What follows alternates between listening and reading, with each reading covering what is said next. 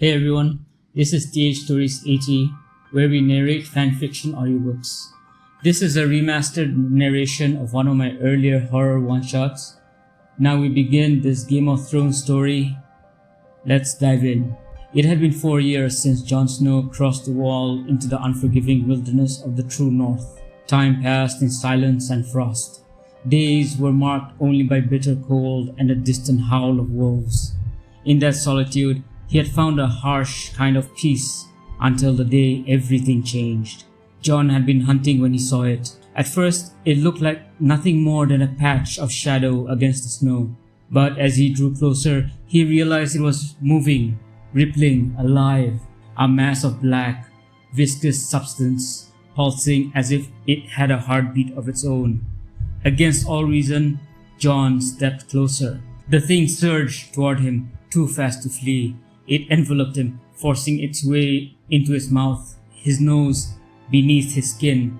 He felt his mind shatter, thoughts split apart as ancient whispers spoke in a guttural, forgotten tongue.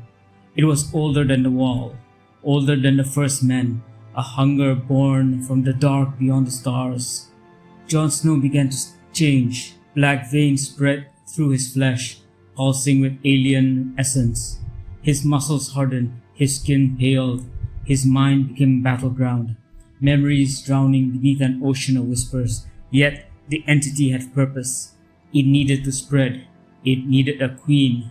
Jon fought it. Gods he tried. He buried the thought of her deep, deeper than any memory, but it found her. Sansa Stark. Winterfell stood proud beneath the grey northern skies, and Queen Sansa ruled with grace and unshaken strength. When word reached her that Jon was returning, her heart swelled with hope. She had mourned him for years, believing him lost forever beyond the wall. When Jon arrived at the gates, he looked the same, yet not. His eyes glowed faintly in torchlight. His movements flowed too smoothly, too silently. But Sansa saw only her brother, her blood, and she embraced him, unaware of the horror coiled beneath his skin. Then the nights began to change. Servants whispered of strange sounds echoing from Jon's chambers, low howls, inhuman murmurs. Livestock sickened, their bodies found twisted and malformed.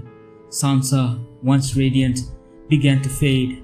Her dreams turned cold and black, visions of tendrils wrapping her, pulling her into endless night. Soon the changes became real.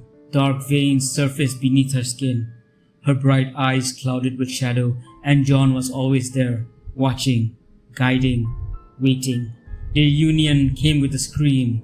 On a night no bard would dare to name, the entity within Jon poured itself into Sansa. Flesh twisted, bones groaned. Her cries echoed through Winterfell's ancient stone, mingling with sounds no human throat was made to utter. When dawn came, Sansa Stark was gone. In her place stood a vessel of the same horror that had claimed Jon. Together they were no longer wolf and rose, but harbingers of a dark, black, living plague. Their bodies, both grotesque and terrible, pulsed with ichor beneath their skin. Their shadows stretched unnaturally long across the snow, reaching, yearning for more. Winterfell fell silent. Its banners remained, but its people were gone, or changed. And from the ruins, two figures emerged hand in hand. The north belonged to them now. Soon, so would the world.